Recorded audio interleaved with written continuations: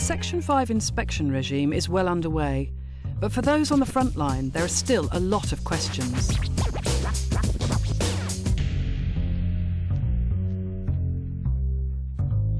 Three determined primary heads from a cross-section of schools have come to Ofsted HQ to get their questions answered. Between them, they have more than 20 years of senior management experience, and this is their opportunity to examine what inspectors are really looking for. Time to turn the tables on whole school primary inspector Susan Gregory. We've got to be really careful that the self-evaluation form doesn't become a red herring.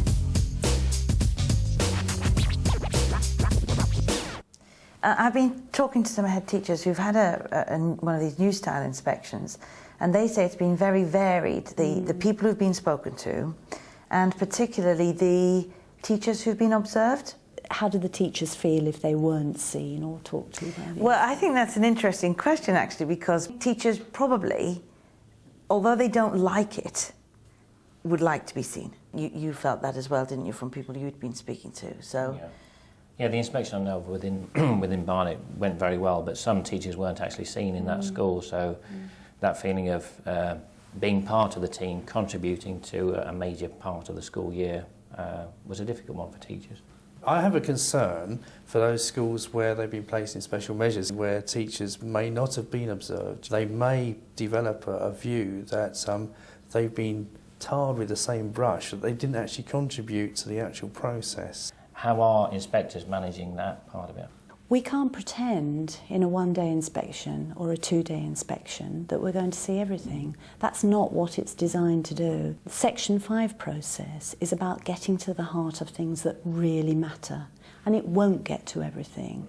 And that's an important role for heads, to really help teachers to understand that there are incredibly important aspects of what the school is doing that won't be under rigorous scrutiny during a Section 5 inspection. I think my point was also linked to the fact that the school felt there was an overemphasis on inspecting the teaching in the tested year groups, which would be year 2 in a primary school and year 6. Is it going to be the data from the testing subjects becomes more important than any school-generated data in non-core subjects? In a very short inspection, the focus is going to be on outcomes. So what's happening for pupils by the time they get to the end of a key stage. So as well as inspecting those year groups, they would be looking perhaps at the personal development and talking to children at the same time. Yes. So there's no blueprint actually about it happening in a particular way in every single school, because it will be determined by the contextual factors, what the school wants the inspection team to look at, and the dialogue that then is generated around the SEF. And the team will constantly, and for what reasons. The starting point for every Section 5 inspection is a self-evaluation form. Right. Occasionally, a SEF will gloss over quite important issues. An example of that might be where the PANDA data suggests that children make satisfactory progress, and the SEF says, in our school, children do very well indeed. Where a SEF reflects a school as far as you can see at the pre-inspection stage, then what the inspection team will do during the inspection is set up some inspection trails to test out some of the assertions that the school has made in the SEF. And so that then will determine where the inspection team goes. I had heard that because the short inspection might focus more on the core subjects of the curriculum, that a school might, over time, get a spot visit from a subject HMI. If you're in a primary school, you might.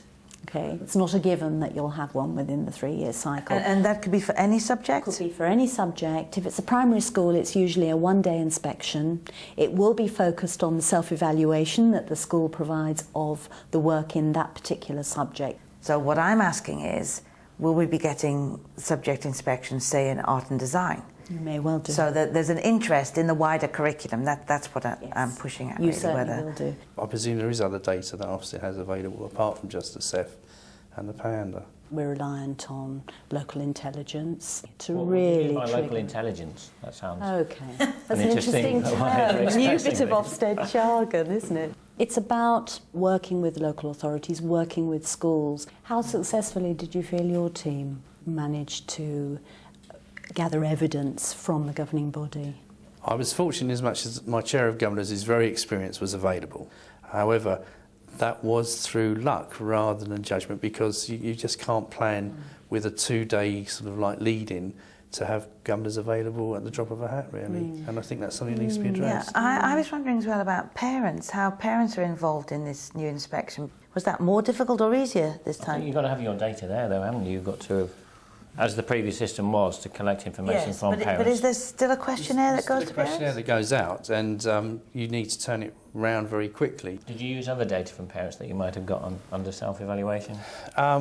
That is one of our development points, really. I mean, that's. So would you think that would be a good idea to have? Absolutely. I think it's something that a lot of schools need to take on board, and we will be doing that. There will be some schools that feel as though they haven't had enough dialogue. We're not all brilliant at doing things as well as we can. I think that, definitely. And we know there are things to improve. For inspectors, in some of where you are. Can I also ask a question then about the evidence that might be requested to back up statements in the SEF?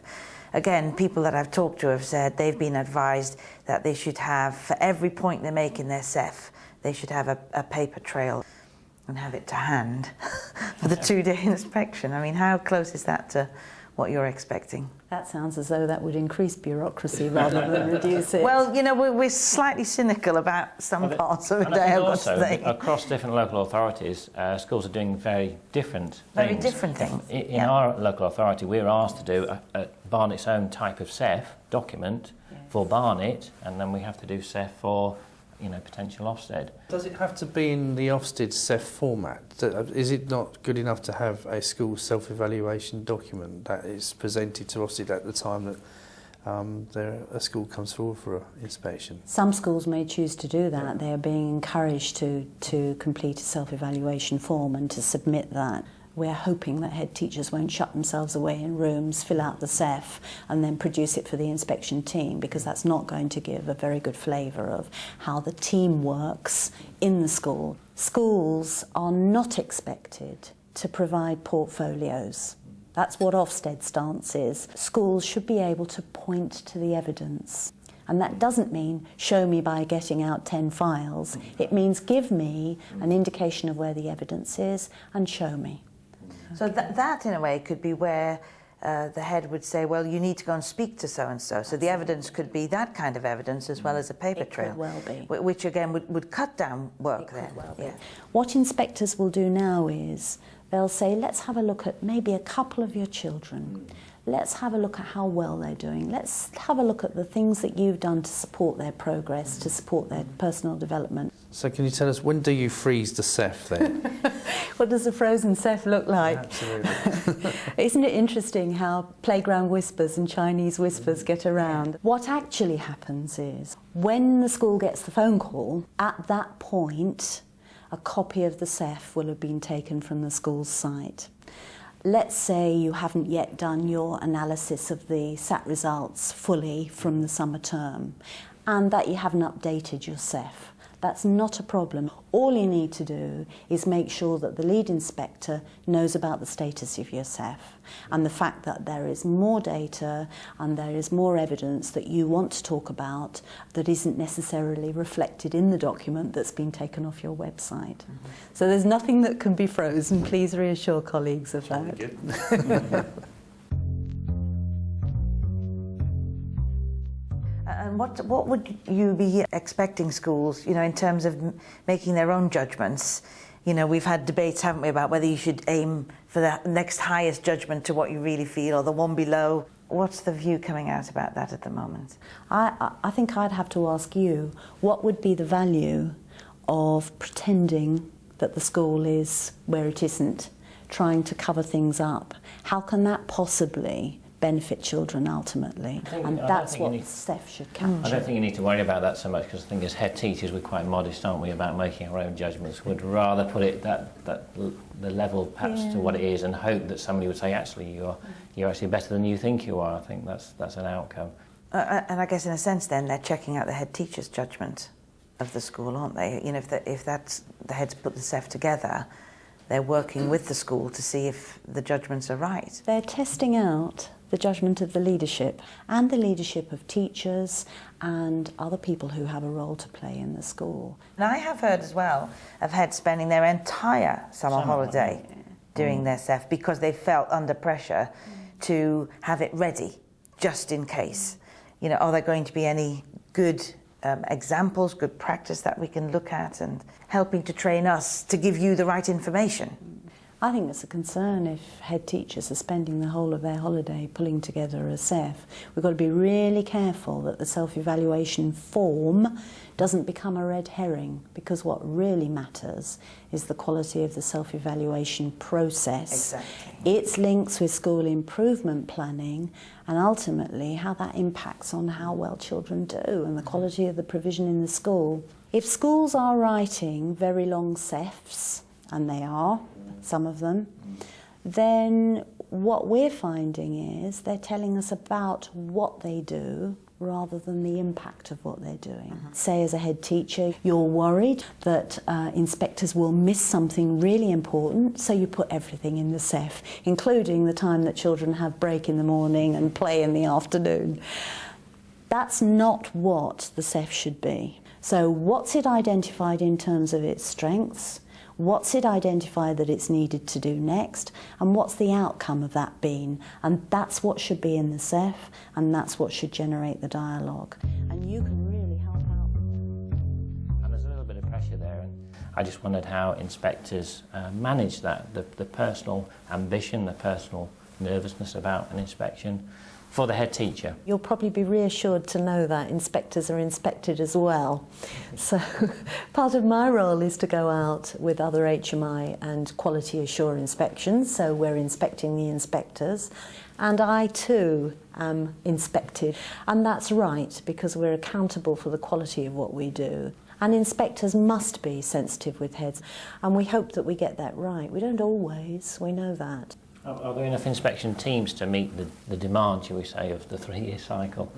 And people who want to be inspectors, that's always interested me, Yes. actually. Well, it's interesting because we've got a much reduced workforce now. So what regional inspection service providers or contractors have been able to do is really take the best of the inspection workforce that we have to offer, and very much looking for practitioners like you to come forward and join inspection teams. So you would hope head teachers could continue as head teachers and maybe do one per term? That's what we're hoping, Right. yes. Are you happy that you have got the right workload for the teams, that they haven't got too much on in 1 week, that by the end of the week, if you're the school at the end of the week perhaps, you might get shortchanged in some way? As good employers, we should be mindful of the right sort of work-life balance for our inspectors so that they're able to really conduct inspections of the highest quality. And you're right, it's something we need to keep an eye on. Some inspectors lead an inspection and might contribute to aspects of another inspection during a week. But as I say, you know, that's certainly something that we would be mindful of in how we deploy our team. Just a bit of feedback for you. I think Ofsted have improved that part of it hugely. I think I've had 4 inspections, and each one has been improvement in the personal relationship with the head teacher. So we've begun to fear it less and feel that a relationship can be developed and we can show our best. And if you establish that good relationship, it's good for us all, it's good for the children. Yeah. Don't know how you feel, Andy. I think the more inspections we have, the better it becomes for us all.